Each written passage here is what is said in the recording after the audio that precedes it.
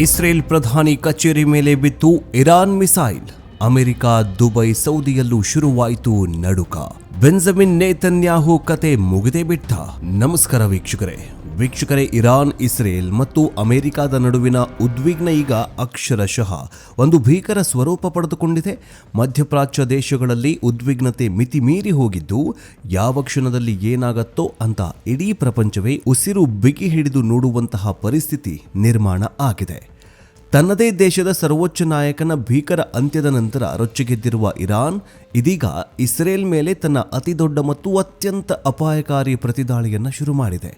Iran ಪಡೆಗಳು ಈ ಬಾರಿ ಗುರಿಯಾಗಿಸಿರುವುದು ಬೇರ್ಯಾರನ್ನೂ ಅಲ್ಲ, ಸ್ವತಃ ಇಸ್ರೇಲ್ ಪ್ರಧಾನಿ ಬೆಂಜಮಿನ್ ನೇತನ್ಯಾಹು ಅವರನ್ನ. ಹೌದು, ನೇತನ್ಯಾಹು ಅವರ ನಿವಾಸ ಮತ್ತು ಅವರ ಅಧಿಕೃತ ಪ್ರಧಾನಿ ಕಚೇರಿಗೆ ಮೇಲೇನೆ ನೇರ ಕ್ಷಿಪಣಿ ದಾಳಿ ಮಾಡಲಾಗಿದೆ ಅಂತ ಖುದ್ದು ಇರಾನ್ ಅಧಿಕೃತವಾಗಿ ಘೋಷಣೆ ಮಾಡಿದೆ. ಕೇವಲ ಇಸ್ರೇಲ್ ಮಾತ್ರವಲ್ಲ, ಇರಾನ್ನ ಈ ಸೇಡಿನ ಜ್ವಾಲೆಗೆ ಈಗ ದುಬೈ, ಸೌದಿ ಅರೇಬಿಯಾ ಮತ್ತು ಅಮೆರಿಕ ಕೂಡ ತತ್ತರಿಸ್ತಾ ಇದೆ. ಪಾಕಿಸ್ತಾನದಿಂದ ಹಿಡಿದು ನಮ್ಮ ಕರ್ನಾಟಕದ ಚಿಕ್ಕಬಳ್ಳಾಪುರದವರೆಗೂ ಈ ಘಟನೆಯ ಪ್ರಭಾವ ಬೀರಿದೆ. ಅಷ್ಟಕ್ಕೂ ಈ ಫೆಬ್ರವರಿ 28ರಂದು ಟೆಹರಾನ್ನಲ್ಲಿ ನಡೆದ ಆ ಭೀಕರ ಕಾರ್ಯಾಚರಣೆ ಹೇಗಿತ್ತು? ಇಸ್ರೇಲ್ ಪ್ರಧಾನಿ ಕಚೇರಿಯ ಮೇಲೆ ಅಪ್ಪಳಿಸಿದ ಆ ಖೈಬರ್ ಕ್ಷಿಪಣಿಗಳ ಶಕ್ತಿ ಎಂಥದ್ದು? ಇರಾನ್ ತನ್ನ ನೆರೆಯ ಮುಸ್ಲಿಂ ರಾಷ್ಟ್ರಗಳಾದ ಸೌದಿ ಮತ್ತು ದುಬೈ ಮೇಲೆ ಯಾಕೆ ಮುಗಿಬೀಳ್ತಾಗಿದೆ? ಬನ್ನಿ ಇವತ್ತಿನ ಈ ಡೀಟೇಲ್ಡ್ ವಿಡಿಯೋದಲ್ಲಿ ಮೂರನೇ ಮಹಾಯುದ್ಧದ ಅಂಚಿಗೆ ತಂದು ನಿಲ್ಲಿಸಿರುವ ಈ ಜಾಗತಿಕ ಸಂಘರ್ಷವನ್ನು ಎಳೆಯಾಗಿ ಬಿಚ್ಚಿಡ್ತೀವಿ. ಆದರೆ ಅದಕ್ಕಿಂತ ಮುಂಚೆ ಬೆಂಜಮಿನ್ ನೇತನ್ಯಾಹು ಮತ್ತು ಅಮೆರಿಕದ ಅಧ್ಯಕ್ಷ ಡೊನಾಲ್ಡ್ ಟ್ರಂಪ್ ಇರಾನ್ ಮೇಲೆ ಮಾಡ್ತಾ ಇರುವ ಈ ದಾಳಿಯ ಬಗ್ಗೆ ನಿಮಗೇನನ್ಸುತ್ತೆ?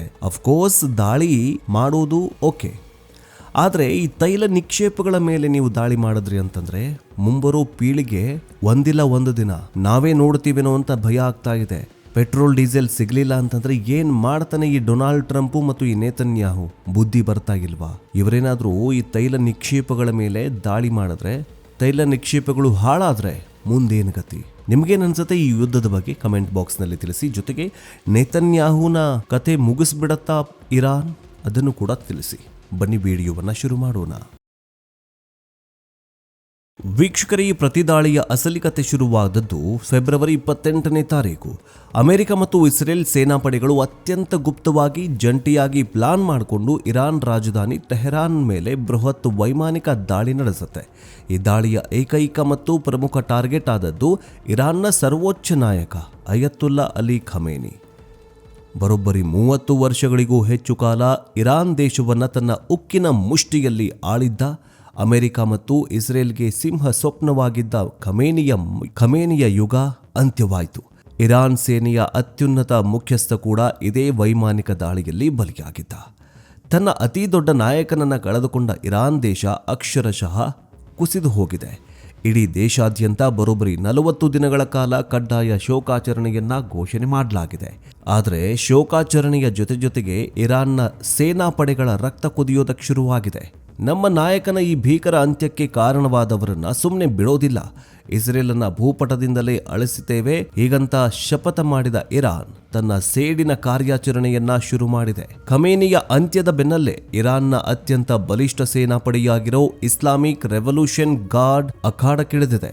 ಇಸ್ರೇಲ್ ಮೇಲೆ ನಿರಂತರವಾಗಿ ರಾಕೆಟ್ ಮತ್ತು ಕ್ಷಿಪಣಿಗಳ ಸುರಿಮಳೆಗೈಯೋದಕ್ಕೆ ಶುರು ಮಾಡಿದೆ. ಆದರೆ ಬೆಳವಣಿಗೆಯಲ್ಲಿ ಇರಾನ್ ಮಾಡಿರುವ ದಾಳಿ ಇಸ್ರೇಲ್ನ ಎದೆ ನಡುಗಿಸುವಂತೆ ಮಾಡಿದೆ. IRGC ಅಧಿಕೃತವಾಗಿ ಬಿಡುಗಡೆ ಮಾಡಿರುವ ಹೇಳಿಕೆ ಪ್ರಕಾರ ಇರಾನ್ ಸಶಸ್ತ್ರ ಪಡೆಗಳು ತಮ್ಮ 10ನೇ ಅಲೆಯ ದಾಳಿ ಅತ್ಯಂತ ಅಪಾಯಕಾರಿ ಖೈಬರ್ ಕ್ಷಿಪಣಿಗಳನ್ನು ಬಳಸಿ ಇಸ್ರೇಲ್ನ ಕ್ರಿಮಿನಲ್ ಪ್ರಧಾನಿ ನೇತನ್ಯಾಹು ಅಧಿಕೃತ ಕಚೇರಿ ಮತ್ತು ಇಸ್ರೇಲ್ ವಾಯುಪಡೆಯ ಕಮಾಂಡರ್ ಸ್ಥಳಗಳನ್ನು ನೇರವಾಗಿ ಗುರಿಯಾಗಿಸಿಕೊಂಡು ತೀವ್ರ ಹಾನಿಗೊಳಿಸಿವೆ ಅಂತ ಹೇಳಿದೆ. ಖೈಬರ್ ಕ್ಷಿಪಣಿಗಳು ಅತ್ಯಂತ ವೇಗವಾಗಿ ಶತ್ರುಗಳ ರಡಾರ್ಗೆ ಸಿಗದೆ ಮುನ್ನುಗ್ಗುವಂತಹ ಶಕ್ತಿ ಇವಕ್ಕೆ ಹೊಂದಿದೆ. ಇರಾನಿನ ಈ ದಿಢೀರ್ ಮತ್ತು ಅನಿರೀಕ್ಷಿತ ದಾಳಿಯಿಂದ ಇಸ್ರೇಲ್ ಕೂಡ ಒಂದು ಕ್ಷಣ ಕಂಗಾಲಾಗಿ ಹೋಗಿದೆ. ಇತ್ತ ಇಸ್ರೇಲ್ ಸರ್ಕಾರ ಈ ದಾಳಿಯನ್ನು ಖಂಡಿಸಿದ್ದು, ನಮ್ಮ ಐರನ್ ಡೋಮ್ ರಕ್ಷಣಾ ವ್ಯವಸ್ಥೆಯು ಇರಾನ್ನ ಬಹುತೇಕ ಕ್ಷಿಪಣಿಗಳನ್ನು ಆಕಾಶದಲ್ಲೇ ಹೊಡೆದುರುಳಿಸಿದೆ. ಆದರೆ ಕೆಲವೊಂದಿಷ್ಟು ಕ್ಷಿಪಣಿಗಳು ಟೆಲ್ ಅವೀವ ಬಳಿ ಬಿದ್ದು ಸ್ವಲ್ಪ ಹಾನಿ ಮಾಡಿವೆ ಅಂತ ಒಪ್ಪಿಕೊಂಡಿದೆ. ಏನೇ ಆದರೂ ಒಂದು ದೇಶದ ಪ್ರಧಾನಿಯ ಕಚೇರಿಯನ್ನೇ ನೇರವಾಗಿ ಟಾರ್ಗೆಟ್ ಮಾಡುವುದು ಅಂದರೆ ಇದು ಯುದ್ಧದ ಅತ್ಯಂತ ಭೀಕರವಾದ ಮತ್ತು ಹೊಸ ಹಂತವನ್ನು ಸೂಚಿಸ್ತಾಗಿದೆ. ಇನ್ನು ಇಸ್ರೇಲ್ ಪ್ರಧಾನಿ ಬೆಂಜಮಿನ್ ನೇತನ್ಯಾಹು ಅವರ ಕಚೇರಿಯನ್ನೇ ಗುರಿಯಾಗಿಸಿ ಇರಾನ್ ಕ್ಷಿಪಣಿ ದಾಳಿ ನಡೆಸಿರುವ ಮೂಲಕ ಯುದ್ಧವನ್ನು ಮುಂದಿನ ಹಂತಕ್ಕೆ ಕೊಂಡೊಯ್ದಿದೆ. ಇರಾನ್ನ ಇಸ್ಲಾಮಿಕ್ ರೆವಲ್ಯೂಷನ್ ಗಾರ್ಡ್ಸ್ ಕಾರ್ಪ್ಸ್ ಇಂದು ಅಧಿಕೃತ ಹೇಳಿಕೆಯೊಂದನ್ನು ಬಿಡುಗಡೆ ಮಾಡಿದ್ದು, ಟೆಲ್ ಅವೀವಾದಲ್ಲಿರುವ ಇಸ್ರೇಲ್ ಪ್ರಧಾನಿ ಬೆಂಜಮಿನ್ ನೇತನ್ಯಾಹು ಕಚೇರಿಯ ಮೇಲೇನೆ ಕ್ಷಿಪಣಿ ದಾಳಿಯಾಗಿದೆ ಅಂತ ತಿಳಿಸಿದೆ. ಇನ್ನು ದಾಳಿಯಲ್ಲಿ ನೇತನ್ಯಾಹು ಬದುಕಿರುವುದೇ ಅನುಮಾನ ಅಂತ IRGC ತಿಳಿಸಿದ್ದು, ಅವರ ಕುರಿತಾಗಿ ಇವರ ಮಾಹಿತಿ ಬಗ್ಗೆ ಇನ್ನೂ ಸ್ಪಷ್ಟತೆ ಇಲ್ಲ ಅಂತ ಹೇಳಿದೆ. ನೇತನ್ಯಾಹು ಕಚೇರಿ ಮಾತ್ರವಲ್ಲದೆ ಹೈಫಾದಲ್ಲಿರುವ ಇಸ್ರೇಲ್ ವಾಯುಪಡೆ ಕಮಾಂಡರ್ ಕೇಂದ್ರ ಕಚೇರಿ ಮತ್ತು ಮಿಲಿಟರಿ ನೆಲೆಗಳ ಮೇಲೆ ಖೈಬರ್ ಕ್ಷಿಪಣಿಗಳಿಂದ ದಾಳಿ ನಡೆಸಲಾಗಿದೆ. ಸೋಮವಾರ ಜೆರುಸಲೆಂನ ಆಗಸದಲ್ಲಿ ಸರಣಿ ಸ್ಫೋಟಗಳು ಕೇಳಿಬಂದಿದ್ದು, ಇರಾನ್ನಿಂದ ಬಂದ ಕ್ಷಿಪಣಿಗಳನ್ನು ಇಸ್ರೇಲ್ನ ರಕ್ಷಣಾ ವ್ಯವಸ್ಥೆ ಹೊಡೆದುರುಳಿಸಿದೆ ಅಂತ ಇಸ್ರೇಲ್ ಸೇನೆಯೂ ಕೂಡ ಖಚಿತಪಡಿಸಿದೆ. ಇನ್ನು ಇರಾನ್ನ ಈ ಕೋಪ ಕೇವಲ ಇಸ್ರೇಲ್ಗೆ ಮಾತ್ರ ಸೀಮಿತವಾಗಿಲ್ಲ. ಅಮೆರಿಕಾಗೆ ಪರೋಕ್ಷವಾಗಿ ಬೆಂಬಲ ನೀಡುತ್ತಾಗಿರುವ ಮತ್ತು ತಮ್ಮ ನೆಲೆಗಳನ್ನು ಅಮೆರಿಕದ ಸೇನಾ ನೆಲೆಗಳಿಗೆ ಜಾಗ ಕೊಟ್ಟಿರುವ ತನ್ನ ನೆರೆಯ ಅರಬ್ ರಾಷ್ಟ್ರಗಳ ಮೇಲೂ ಇರಾನ್ ಈಗ ಮುಗಿಬಿದ್ದಿದೆ. ಹೌದು ವೀಕ್ಷಕರೇ, ಪ್ರತಿಕಾರದ ಅಗ್ನಿಯಲ್ಲಿ ಬೇಯ್ತಾ ಇರುವ ಇರಾನ್ ದಿಢೀರನೆ ಯುನೈಟೆಡ್ ಅರಬ್ ಎಮಿರೇಟ್ಸ್ ಅಂದರೆ ದುಬೈ, ಸೌದಿ ಅರೇಬಿಯಾ ಮತ್ತು ಬಹ್ರೇನ್ ಮೇಲೂ ಕ್ಷಿಪಣಿ ಮತ್ತು ಡ್ರೋನ್ ದಾಳಿಯನ್ನು ನಡೆಸಿದೆ. ವರದಿಗಳ ಪ್ರಕಾರ ಜಗತ್ತಿನ ಅತಿ ಎತ್ತರದ ಕಟ್ಟಡವಾದ ದುಬೈನ ಬುರ್ಜ್ ಖಲೀಫಾ ಸುತ್ತಮುತ್ತಲಿನ ಪ್ರದೇಶಗಳು ಈ ದಾಳಿಯಿಂದ ಹಾನಿಗೊಳಗಾಗಿವೆ. ಕೇವಲ ಪ್ರವಾಸಿ ತಾಣಗಳಷ್ಟೇ ಅಲ್ಲ, ಜಾಗತಿಕ ಆರ್ಥಿಕತೆಯ ಬೆನ್ನೆಲುಬಾಗಿರೋ ಸೌದಿ ಅರೇಬಿಯಾದ ರಾಸ್ ತನೂರಾ ತೈಲ ಸಂಸ್ಕರಣಾದ ಮೇಲೂ ಕೂಡ ಡ್ರೋನ್ ದಾಳಿ ನಡೆದಿದೆ. ಇರಾನ್ನ ಈ ನಡೆ ಇಡೀ ಗಲ್ಫ್ ರಾಷ್ಟ್ರವನ್ನು ನಡುಗುವಂತೆ ಮಾಡಿದೆ. ಒಂದು ವೇಳೆ ಕಚ್ಚಾ ತೈಲ ಘಟಕಗಳು ಸಂಪೂರ್ಣವಾಗಿ ನಾಶವಾದರೆ ಇಡೀ ಪ್ರಪಂಚದಲ್ಲಿ ಪೆಟ್ರೋಲ್, ಡೀಸೆಲ್ ಬೆಲೆ ಗಗನಕ್ಕೇರುವುದು ಖಂಡಿತ. ಇರಾನ್ ಸರ್ವೋಚ್ಚ ನಾಯಕನ ಆ ಭೀಕರ ಅಂತ್ಯದ ನಂತರ ಕೇವಲ ಯುದ್ಧ ಭೂಮಿಯಲ್ಲಿ ಮಾತ್ರವಲ್ಲ, ಪ್ರಪಂಚದಾದ್ಯಂತ ಬೀದಿ ಬೀದಿಗಳಲ್ಲಿ ಪ್ರತಿಭಟನೆಗಳು ಭುಗಿಲೆದ್ದಿವೆ. ಪಾಕಿಸ್ತಾನದ ಕರಾಚಿಯಲ್ಲಿರುವ ಅಮೆರಿಕ ದೂತ ನಿವಾಸ ಅಂದರೆ ಎಂಬಸಿ ಬಳಿ ಬೃಹತ್ ಮತ್ತು ಹಿಂಸಾತ್ಮಕ ಪ್ರತಿಭಟನೆ ನಡೆದಿದ್ದು ಅನೇಕರು ಗಾಯಗೊಂಡಿದ್ದಾರೆ. ಅಮೆರಿಕ ಸರ್ಕಾರ ಪಾಕಿಸ್ತಾನದಲ್ಲಿ ತನ್ನ ಭದ್ರತೆಯನ್ನು ಹೆಚ್ಚಿಸಿಕೊಂಡಿದೆ.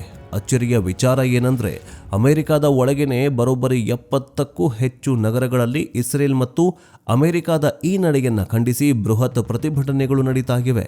ಇನ್ನು ನಮ್ಮ ಭಾರತದ ವಿಚಾರಕ್ಕೆ ಬಂದರೆ, ಕರ್ನಾಟಕದ ಚಿಕ್ಕಬಳ್ಳಾಪುರ ಜಿಲ್ಲೆಯ ಅಲಿಪುರ ಗ್ರಾಮದಲ್ಲಿ ಅಂದರೆ ಶಿಯಾ ಮುಸಲ್ಮಾನರು ಹೆಚ್ಚಿರುವ ಪ್ರದೇಶ, ಇರಾನ್ ನಾಯಕನ ನಿರ್ಗಮನಕ್ಕೆ ತೀವ್ರ ಶೋಕಾಚರಣೆ ನಡೆದಿದೆ. ಜನರು ಕಪ್ಪು ಬಾವುಟ ಪ್ರದರ್ಶಿಸಿ ತಮ್ಮ ನೋವನ್ನು, ಆಕ್ರೋಶವನ್ನು ಹೊರಹಾಕಿದ್ದಾರೆ. ಈ ಮೂಲಕ ಜಾಗತಿಕ ಮಟ್ಟದಲ್ಲಿ ಆಗ್ತಾ ಇರುವ ಒಂದು ದೊಡ್ಡ ಪಲ್ಲಟ ನಮ್ಮ ಕರುನಾಡಿನ ಹಳ್ಳಿಯವರೆಗೂ ತನ್ನ ಪ್ರಭಾವ ಬೀರಿದೆ ಅಂತಂದರೆ ನೀವೇ ಯೋಚನೆ ಮಾಡಿ. ಒಟ್ಟಾರೆಯಾಗಿ ಹೇಳೋದಾದರೆ, ಇರಾನ್ ಈಗ ಹಿಂದೇಟು ಹಾಕುವ ಯಾವುದೇ ಲಕ್ಷಣಗಳು ಕಾಣಿಸ್ತಾಗಿಲ್ಲ. ನೇತನ್ಯಾಹು ಅವರ ಕಚೇರಿಯ ಮೇಲಿನ ಈ ದಾಳಿ ಕೇವಲ ಒಂದು ಎಚ್ಚರಿಕೆ ಮಾತ್ರ ಆಗಿರಬಹುದು. ಇಸ್ರೇಲ್ ಕೂಡ ಸುಮ್ಮನೆ ಕೂರುವ ದೇಶ ಅಲ್ಲ. ಇದು ಮತ್ತಷ್ಟು ಭೀಕರವಾಗಿ ಪ್ರತಿದಾಳಿ ಮಾಡೋದು 100% ನಿಶ್ಚಿತ. ಇವೆಲ್ಲವನ್ನ ನೋಡ್ತಾ ಇದ್ರೆ ಪ್ರಪಂಚ ಈಗ 3ನೇ ಮಹಾಯುದ್ಧದ ಹೊಸ್ತಿಲಲ್ಲಿ ಬಂದು ನಿಂತಂತೆ ಭಾಸವಾಗ್ತಾಗಿದೆ. ಅಮೆರಿಕ, ಇಸ್ರೇಲ್, ಇರಾನ್ ಮತ್ತು ಅರಬ್ ರಾಷ್ಟ್ರಗಳು ಹೀಗೆಯೇ ಕಚ್ಚಾಡ್ತಾ ಇದ್ರೆ ಜಗತ್ತಿನ ಆರ್ಥಿಕತೆ ಪಾತಾಳಕ್ಕೆ ಕುಸಿಯೋದು ಖಂಡಿತ. ವೀಕ್ಷಕರೇ, ನಿಮಗೇನನ್ಸುತ್ತೆ? ಇಸ್ರೇಲ್ನ ಪ್ರಧಾನಿಯ ಕಚೇರಿಯನ್ನೇ ಟಾರ್ಗೆಟ್ ಮಾಡಿರುವ ಇರಾನ್ನ ಈ ನಡೆ 3ನೇ ಮಹಾಯುದ್ಧಕ್ಕೆ ನಾಂದಿ ಹಾಡಲಿದೆಯಾ? ಇಸ್ರೇಲ್ನ ಐರನ್ ಡೋಮ್ ವ್ಯವಸ್ಥೆ ನಿಜಕ್ಕೂ ಇರಾನಿನ ಕ್ಷಿಪಣಿಗಳ ಮುಂದೆ ವಿಫಲವಾಗಿದೆಯಾ? ನಿಮ್ಮ ಪ್ರಾಮಾಣಿಕವಾದ ಅನಿಸಿಕೆಗಳನ್ನು ಕಮೆಂಟ್ ಬಾಕ್ಸ್ನಲ್ಲಿ ತಪ್ಪದೆ ತಿಳಿಸಿ, ಮುಕ್ತವಾಗಿ ಚರ್ಚೆ ಮಾಡೋಣ. ಜಗತ್ತನ್ನು ಬೆಚ್ಚಿ ಬೀಳಿಸಿರುವ ಈ ಜಾಗತಿಕ ರಾಜಕಾರಣದ ಅಸಲಿಯ ಮಾಹಿತಿಗಾಗಿ ನಮ್ಮ ಯೂಟ್ಯೂಬ್ ಚಾನಲನ್ನು ಬೇಗ ಸಬ್ಸ್ಕ್ರೈಬ್ ಮಾಡ್ಕೊಳ್ಳಿ. ಜೊತೆಗೆ ಇಂತಹ ಮಾಹಿತಿಯನ್ನು ನಿಮ್ಮ ವಾಟ್ಸ್ಆ್ಯಪ್ ಮತ್ತು ಫೇಸ್ಬುಕ್ ಗ್ರೂಪ್ಗಳಿಗೆ ಮರೆಯದೆ ಶೇರ್ ಮಾಡಿ. ನೀವು ನಮ್ಮ ಚಾನಲ್ಗೆ ಹೊಸಬರಾಗಿದ್ದರೆ ಈ ಕೂಡಲೇ ನಮ್ಮ ಯೂಟ್ಯೂಬ್ ಚಾನಲನ್ನು ಬೇಗ ಸಬ್ಸ್ಕ್ರೈಬ್ ಮಾಡ್ಕೊಳ್ಳಿ. ನೆಕ್ಸ್ಟ್ ಅಪ್ಡೇಟ್ನೊಂದಿಗೆ ಬೇಗ ವಾಪಸ್ ಬರ್ತೀವಿ. ಜೈ ಹಿಂದ್, ಜೈ ಕರ್ನಾಟಕ, ವಂದೇ ಮಾತರಂ.